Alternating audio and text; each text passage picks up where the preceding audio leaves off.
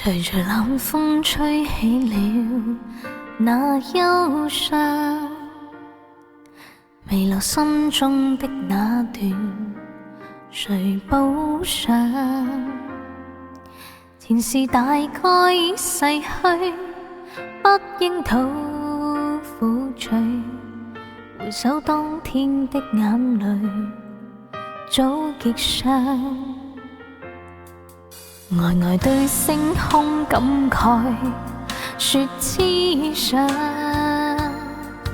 為何火花早已逝仍心癢？緣分遇過了便過，應該好好過，何必追究曾共你懷的悵？如緣盡到自別年當天真摯，遺忘曾共你